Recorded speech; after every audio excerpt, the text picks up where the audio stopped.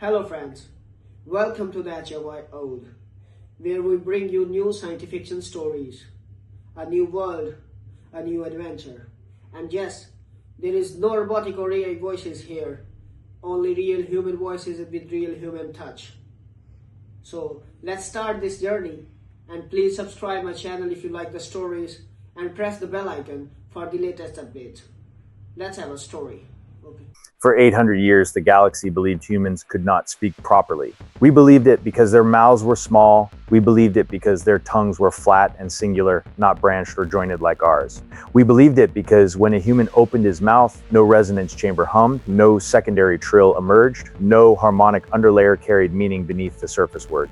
They sounded to most of us like a creature breathing wrong. So we assumed the way a tall species assumes a short one cannot reach the high shelf.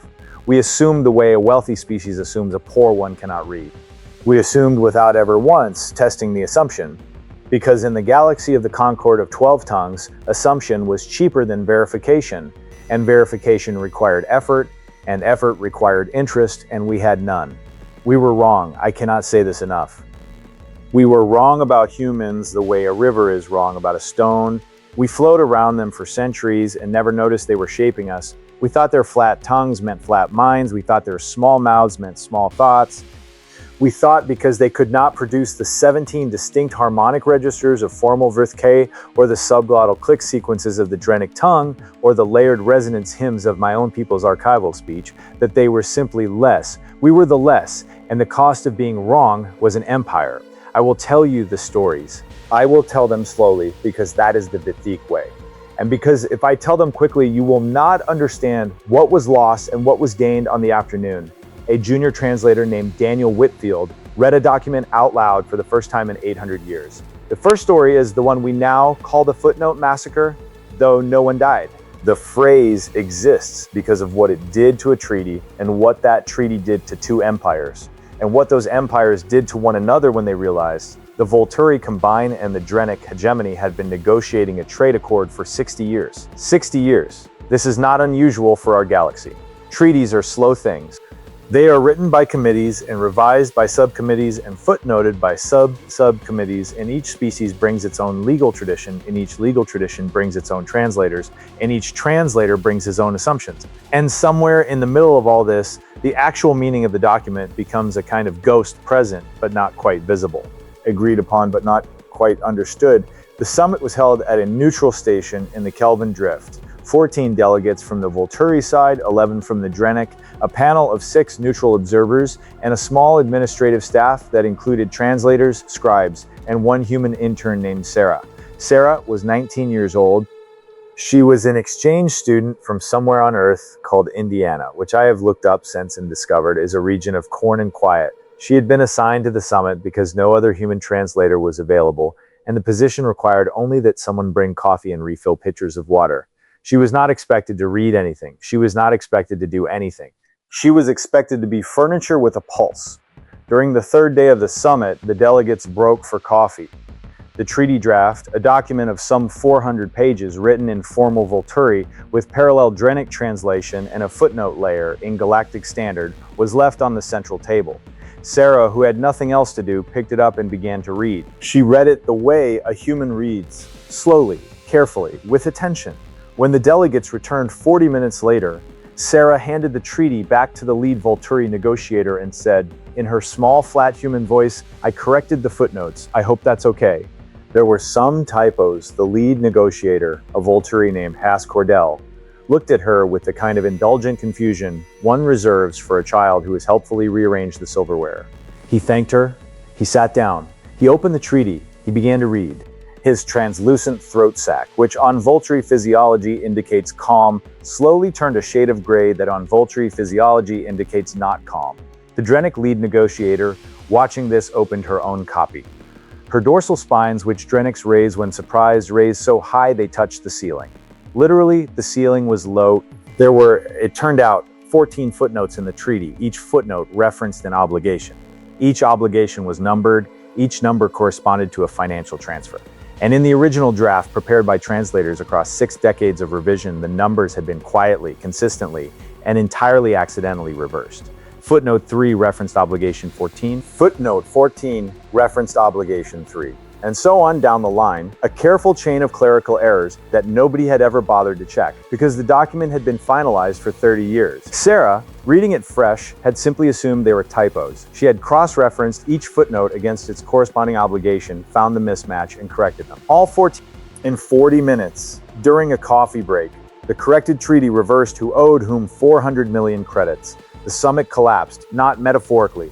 The delegates screamed, the neutral observers fled the room. Haas-Cordell challenged the Drenick lead to formal arbitration. The Drenick lead challenged him back. Within 6 hours, the entire 60-year negotiation was void. And within 6 days, both governments had filed grievances against the other for historical exploitation through clerical means. Sarah was found in the break room, eating a sandwich, drinking water from a paper cup, and reading a romance novel on a small handheld device. She looked up when the security officers approached her and said, "Did I do something wrong?" She had not done anything wrong. She had read the document. For the next 8 months, across diplomatic circles in every system of the Concord, the phrase human intern became shorthand for an existential threat. Do not leave the file unattended. There might be a human intern about. Check the footnotes twice. Remember the human intern. If a human asks what you are working on, lie. We laughed about it. We thought it was a fluke. We thought she had simply been lucky. We were wrong about that too. The second story is longer and stranger, and it concerns the Sloon, who are perhaps the most private species in the known galaxy. The Sloon live on a world they call Vrith Sloon Ka, which translates roughly to the quiet beneath the singing. They are tall, thin, six-limbed, with skin that shifts color according to their emotional state, and a culture built around a ceremonial language called Vrith K. Vrith K is not spoken in daily life. It is reserved for religious ritual, for matters of state, for the rare occasions when the Sloon address outsiders formally. It is sung as much as spoken, and the song carries 17 distinct harmonic registers, 4 subregisters of breath, and a tonal grammar that depends on the singer's emotional color at the moment of utterance. No outsider has ever learned Vrithka, not in 800 years of contact, not in the centuries of trade that preceded formal contact. The Sloon do not teach it. They consider the attempt to learn it without invitation to be a form of theft, and the invitation has never been extended to a non-Sloon. This was the state of things when a human xenolinguist named Marcus Chen was assigned to a Vithic research vessel, my own former vessel, in fact, the Listening Star, to assist in a long-term observational study of Sloon civilization from orbit. He was given a small workstation, access to civilian frequency broadcasts, a translator headset, and instructions to compile a general behavioral profile over the course of a standard study cycle of 18 months. 11 weeks later, Marcus knocked on the door of the senior researcher, a Vethic elder named Maltar Vethikari Sho, who is, I should mention, my own grandfather. Marcus carried a data slate. He looked tired but pleased. "I think I've got it." He said, "I've put together a working dictionary. Want to look?" My grandfather, who is a patient creature, even by Vithic standards, took the slate, he read it again. He read it a third time, slowly, because Vithic eyes do not blink, and Vithic shock manifests as a deepening stillness rather than any visible reaction. The slate contained a complete working translation of Vrithka grammar, syntax, tonal rules, harmonic registers, the breath subregisters, the emotional color modifiers, all of it. Marcus had cross-referenced approximately 11,000 spoken samples and produced a translation guide that on later verification was approximately 94% accurate. My grandfather, who has not raised his voice in 200 years, asked how. Marcus shrugged. Cartoons? Cartoons? Yeah, the Sloon broadcast children's programming on the civilian band. Their kids' shows teach the ceremonial language because it's part of cultural literacy. The shows are simple, repetitive, lots of context. I just watched a lot of them. They're kind of cute, actually. There's one with a little Sloon kid and, I don't know, some kind of pet, and the pet is always getting into trouble, and the kid has to explain things to it in formal version. It's like Sesame Street, but for sacred grammar. My grandfather did not know what Sesame Street was. I do now. I have looked it up. The comparison is apparently accurate. 3 weeks later, in the course of a routine diplomatic exchange, Marcus was permitted to speak by audio relay only with a Sloon high priest named Vela Sloon Tereth. Marcus, who had been told that this was a great honor and that he should listen respectfully and respond only through the official Vedic translator, instead opened his mouth and addressed the high priest in flawless ceremonial Vrithka with all 17 harmonic registers approximated as best a human throat could manage.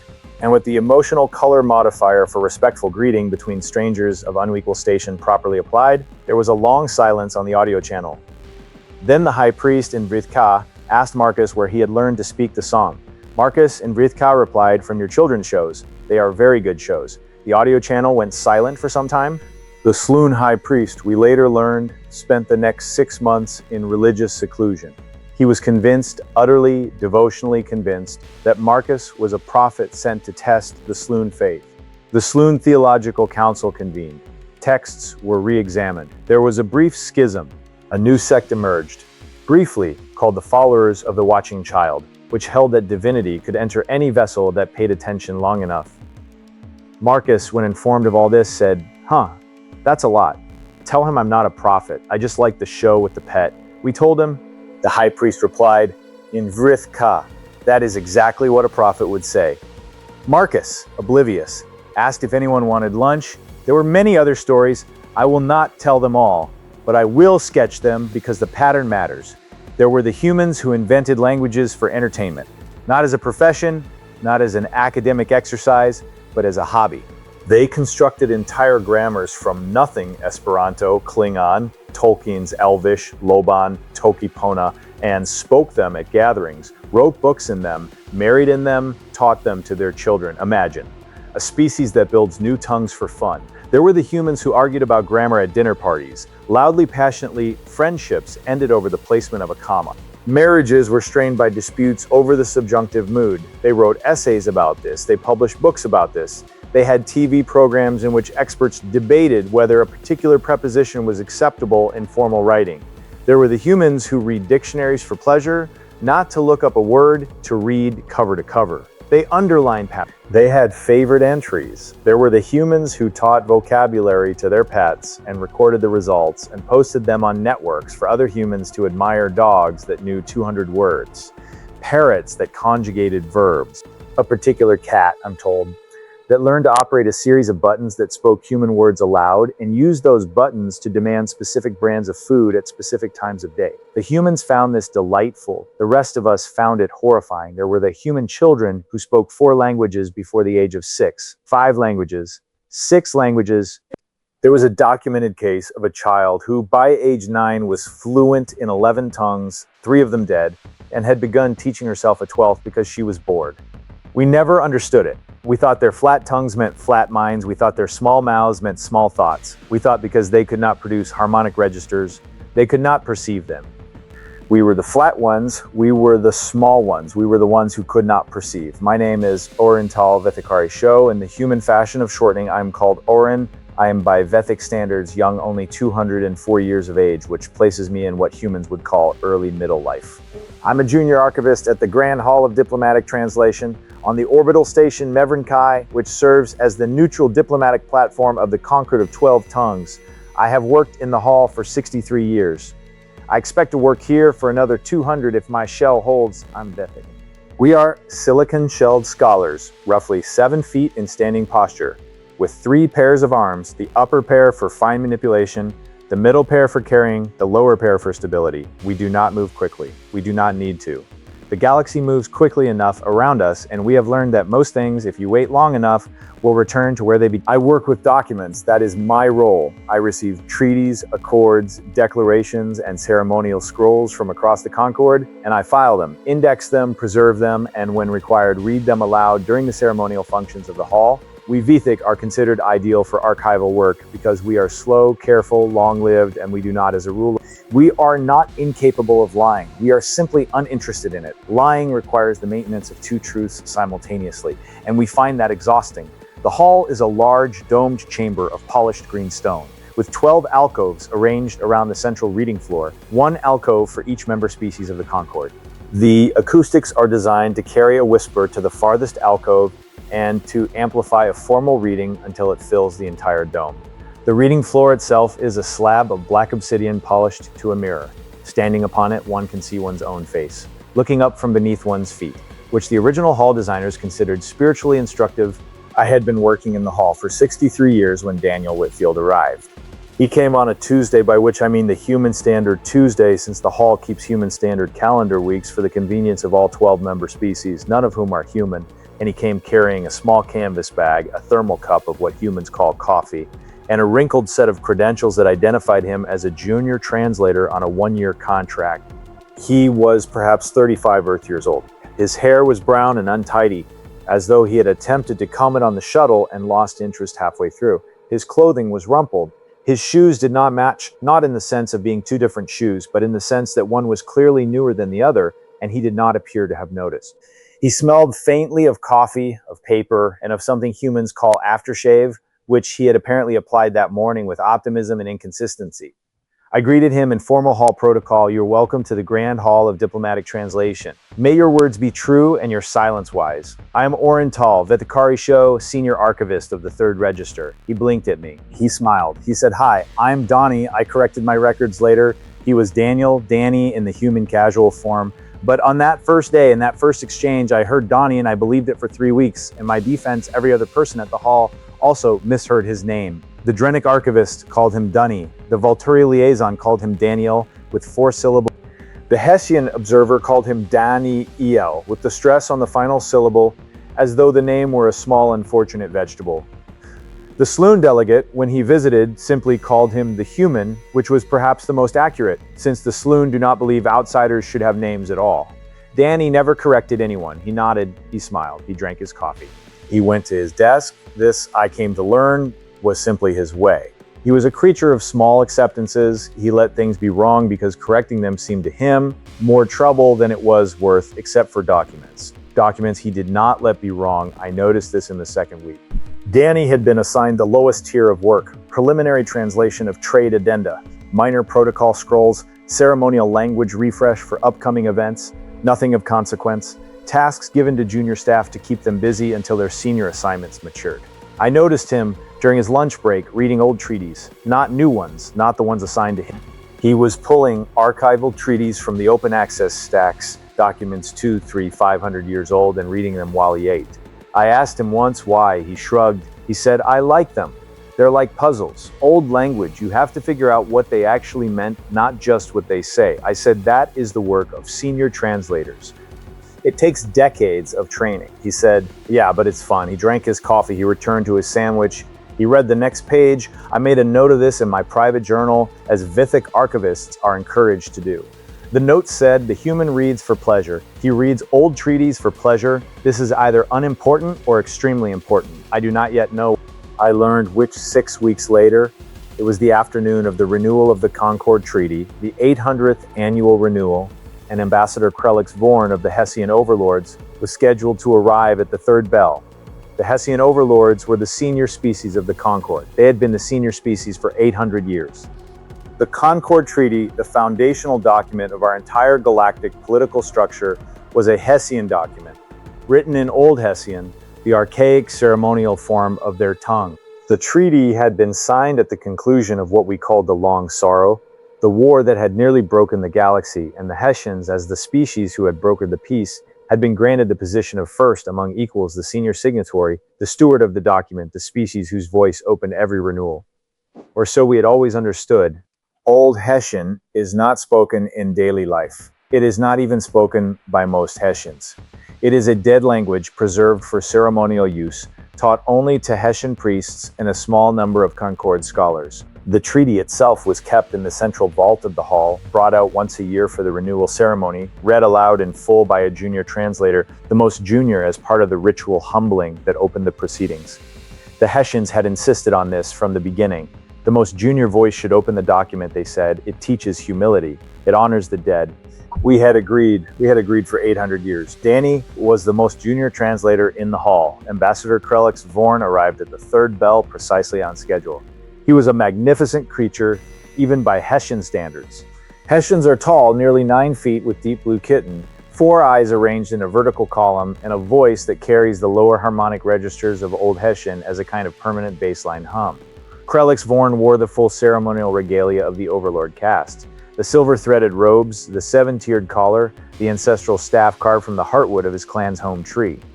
He entered the hall with 2 attendants, 12 guards, and the slow processional walk that Hessians use for matters of state.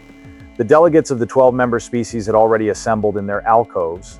The hall was full. The acoustics were ready. The treaty had been brought from the vault and placed upon the obsidian floor on a small silver lectern designed for the purpose.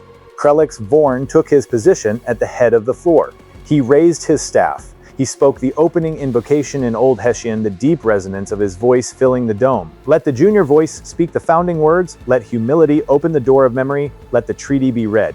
He gestured to Danny. Danny set down his coffee. He walked to the lectern. He looked rumpled as always. His shirt was untucked at one corner. His hair had not been combed since morning, and he had a small smudge of ink on his lower lip from chewing on a pen. He stepped onto the obsidian. He looked down at the treaty. He began to read.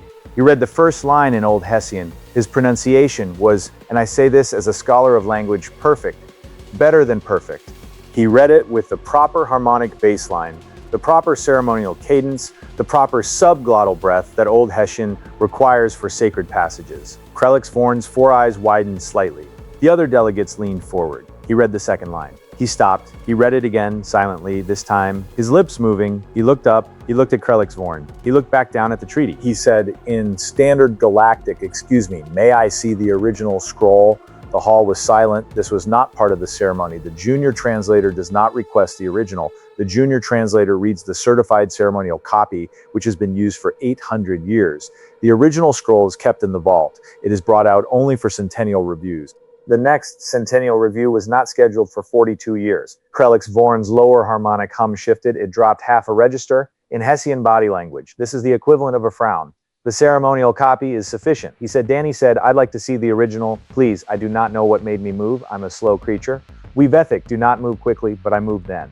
I walked to the vault. I keyed it open with my archivist's credential, and I retrieved the original scroll, the actual founding document of the Concord. 800 years old, sealed in preservation glass, written in the hand of the original Hessian scribe, and I brought it to the lectern, and I set it down beside the ceremonial copy. The delegates were silent. Krelix Vorn's hum had dropped another half register. Danny bent over the original. He read it. He read it again. He turned his head slightly. The way humans do when they are checking a thing twice. He looked at the ceremonial copy. He looked at the original. He looked at the ceremonial copy again. He straightened. He said, in flawless Old Hessian, with the proper harmonic bass line and the proper ceremonial cadence, I would like to read the original. Krelix Vorn said in Old Hessian very quickly, that is not necessary. The ceremonial copy is the certified text. Proceed with the ceremonial copy. Danny said also in Old Hessian, the ceremonial copy is wrong. There was a sound in the hall. It was not a single sound. It was the sound of 12 delegations inhaling at once. Krelix Vorn's staff trembled. His four eyes narrowed. His harmonic bass line dropped to a register I had never heard a living Hessian produce. A deep ancestral growl that the text described as the voice of the ending. He said, you are a junior. You have been here weeks. You will read the ceremonial copy. Danny said, I'll read the original. And he did. He read it slowly. He read it in Old Hessian with all 17 harmonic registers a human throat could approximate, and with the emotional color modifier for speaking truth into a silent room. He read it the way it had been written 800 years ago by a Hessian scribe whose name had been forgotten, and as he read, the meaning of every word arrived in the air of the hall like a returning thing, like a creature that had been lost and had finally come home. The treaty did not say what we had been told it said. The treaty did not say that the Hessians were the first among equals. The Old Hessian word was Vrenektor, which had been translated for 8 centuries as first. But Vrenektor in the original archaic form does not mean first. It means first to serve. It is a steward's word. It is the word a parent uses when describing their role to a child. It is the word that opens. In Old Hessian liturgy, the prayers of the servant. The treaty did not say that the other 12 species owed deference to the Hessians. It said that the Hessians had pledged themselves to the service of the other 12 species in perpetuity, in exchange for the peace that ended the long sorrow. The Hessians were not the overlords, they were the stewards. They were the ones who had volunteered 800 years ago to bear the burden of administration in exchange for the right to be remembered as the species who had stopped the war. Somewhere, someone, a translator, had rendered Vrenektor as first instead of first to serve. And every subsequent translation had carried the error forward, and every Hessian overlord since had built an empire on top of it, and the rest of the galaxy had bowed to it, and no one for 800 years had pulled the original scroll out of the vault and checked. No one until a junior translator named Daniel Whitfield, who read old treaties for fun during his lunch break and who liked puzzles, and who did not let documents be wrong. Danny finished reading. He set the original down gently on the lectern. He stepped back from the obsidian floor. He looked at Krelix Vorn. Krelix Vorn did not move. His staff was lowered. His 4 eyes were unfocused. His harmonic hum had stopped entirely, which in Hessian physiology is the equivalent of a held breath that cannot be released. The Drenic delegate in the 3rd alcove said quietly, "Read it again." Danny, read it again. The Volturi delegate in the 7th alcove said, "Read the binding clause slowly." Danny, read the binding clause slowly. The Sloon delegate, who had never before spoken in the hall in any language other than ceremonial Virthka, said in standard galactic, "This changes everything." Krelix Vorn's legs failed. He sat down, collapsed, really onto the obsidian floor. His ceremonial robes pooling around him, his staff clattering beside him. His attendants moved toward him, his guards did not know what to do. The hall filled with the sound of 12 delegations rising from their alcoves, of voices in 12 languages asking the same question at once, of an empire built on a mistranslation discovering in a single afternoon that it had been built on nothing at all. Danny walked off the obsidian floor. He picked up his coffee, he took a sip, it had gone cold. He looked at me, he said, "Sorry, I should have flagged it before the ceremony, I just wasn't sure." I said nothing, I could not speak. We Vethic do not move quickly, and we do not, in our long lives, often see history change in front of us. I had seen it now, I had seen it with my own eyes, looking up from the obsidian floor. The galaxy changed that afternoon. By the end of the week, the Hessian Overlord caste had formally renounced its authority and assumed the steward role that the original treaty had specified. By the end of the month, restitution proceedings had begun. By the end of the year, the Concord of 12 Tongues had been restructured. The Hall of Diplomatic Translation had been expanded, and a new protocol had been established. Every treaty in the archive was to be reread against its original, in the original language, by translators who actually understood the words. The work would take a century. The Hall hired more translators. Some of them were human. Danny and I had tea together that evening. Vithic tea brewed slow, the way I prefer it. He drank his with too much sweetener, the way humans do. We sat in the small archivist's lounge off the main floor of the hall, and we did not speak for a long time. The events of the afternoon had not yet settled. They would not settle, I suspected, for some years. Eventually, Danny said, "I'm sorry, I didn't mean to break anything." I said, "You did not break anything. You read it.